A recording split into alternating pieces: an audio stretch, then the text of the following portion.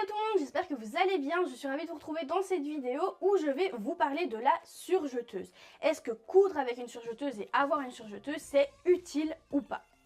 Alors, quels sont les avantages tout simplement d'avoir une surjeteuse et quels sont les inconvénients? Alors, pour être très transparente avec vous, des inconvénients, j'en ai pas tellement trouvé à part un seul que je vais vous dire, mais qui est complètement dérisoire quand on voit ce que la surjeteuse nous apporte. Premièrement, la surjeteuse, elle peut surfiler, donc c'est-à-dire qu'elle va surjeter un côté et vous allez avoir ça avec 3 fils, donc c'est-à-dire que vous allez avoir le point qui est droit, je vous mets la photo juste ici, et puis vous allez avoir ce qui va tout simplement surfiler pour éviter que le tissu va s'effilocher. Ça, c'est la première chose. Alors là, en l'occurrence, elle ne nous sert pas à coudre. Elle nous sert juste à bien finir un vêtement qui risque de s'effilocher. Et grâce au surjet, eh bien, le bord du tissu est emprisonné à l'intérieur et même au lavage, ça ne s'effilochera pas. La phrase était dure à dire. Donc voilà, ça c'est vraiment un des points positifs.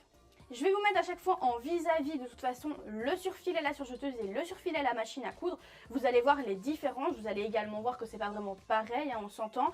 Donc voilà, vraiment pour que vous puissiez voir. Et de toute façon, après, une fois que j'aurai fini de vous expliquer plutôt la théorie, on passera à la pratique. Je vous montrerai comment faire avec une surjeteuse et comment faire avec une machine à coudre. Vous allez voir qu'au final, le résultat visuel au niveau de l'extérieur du vêtement est pareil. C'est juste sur l'intérieur du vêtement qu'on va avoir une différence.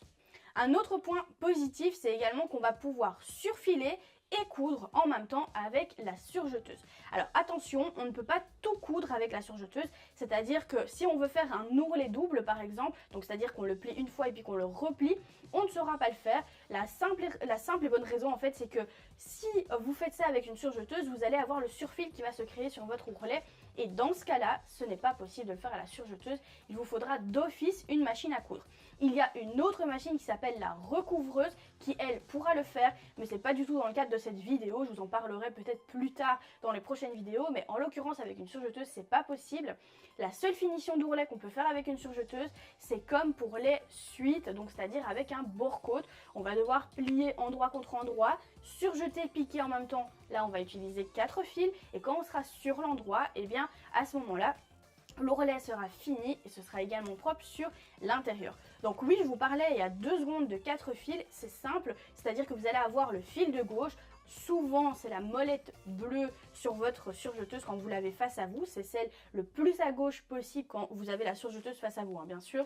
Donc, c'est-à-dire que c'est la bleue, c'est l'aiguille de gauche. Elle va servir à piquer. Ensuite, vous avez l'aiguille de droite. Elle va plutôt servir à surfiler, mais elle va également vous servir à piquer quand vous allez devoir faire une couture. Donc en fait vous allez avoir 2 coutures et dans ces 2 coutures vous allez avoir le surfil qui viendra s'intégrer. Donc voilà pour les points positifs de la surjeteuse. Honnêtement, moi personnellement je peux vraiment plus m'en passer.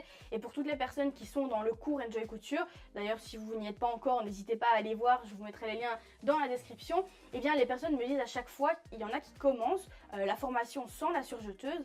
Et bien entendu il y a le module surjeteuse dans la formation complète. Et donc ben, ils passent, hein, ils regardent quand même. Et ils me disent Nausicaa, j'ai suivi le cours et là je suis tombée amoureuse de la surjeteuse, il m'en faut une absolument, c'est incroyable. Donc une surjeteuse, est-ce qu'on en a besoin? Non. Est-ce que c'est quand même utile et ça nous fait gagner du temps? Oui. Donc voilà, au fur et à mesure que vous allez coudre, vous y passerez certainement. On arrive au point négatif, c'est le seul. Alors, bien entendu, toutes les surjeteuses n'ont pas forcément ce point négatif-là, même si aujourd'hui, je n'ai jamais entendu une surjeteuse très silencieuse. Même les industriels font du bruit. Alors, vous allez me dire, oui, mais c'est industriel, c'est normal. Oui et non, parce que personnellement, ma Juki, qui est juste ici à côté de moi, elle fait pas tant de bruit que ça par rapport à ma ménagère qui coud. Alors ça, c'est vraiment le seul point négatif, c'est que ça fait un boucan monstre. Surtout quand vous prenez des entrées de gamme, ça fait vraiment beaucoup de bruit. Pour vous parler par exemple pendant que vous êtes en train de surjeter et que vous voulez parler à quelqu'un, c'est pas le meilleur moment pour discuter parce que ça fait vraiment beaucoup de bruit. J'arrête de blablater, on va maintenant passer à la pratique. Je vais d'abord vous montrer comment réaliser par exemple une piqûre comme pour finir un sweat avec une machine à coudre. Et ensuite je vous montrerai ça avec une surjeteuse et ensuite on comparera bien sûr les différences au niveau des finitions. Alors ici on va se positionner pour ma part sur le point C, c'est donc le point zigzag avec des pointillés dedans, donc ça veut dire que sur chaque zigzag il va également faire des piqûres. Je vais me positionner sur une longueur de point de 2,5 à peu près, plutôt vers 3. et je vais me mettre sur une largeur de point à 4, donc entre 4 et 5, mais plutôt vers 4. Je me positionne avec le bord donc ici de mon pied sur le bord de mon tissu, donc c'est-à-dire que je suis à valeur pied presseur, et là je vais donc faire mon point d'arrêt au début et à la fin.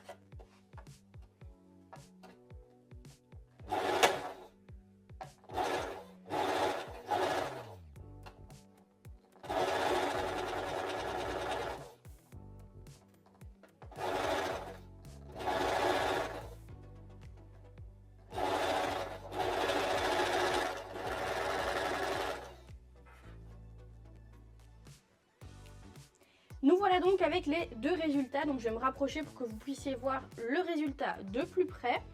Alors dites-moi en commentaire si vous arrivez à savoir lequel est lequel. Celui-ci on va dire que c'est le A, celui-ci on va dire que c'est le B. Est-ce que le A c'est à la surjeteuse ou à la machine à coudre ou inversement? Dites-moi dans les commentaires.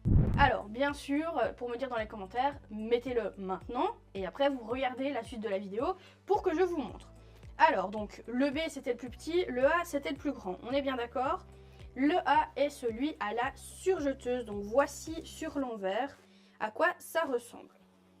Donc on peut bien distinguer les deux piqûres ainsi que le surfil juste ici sur le côté. Et sur l'endroit, eh bien c'est très propre, voilà le résultat.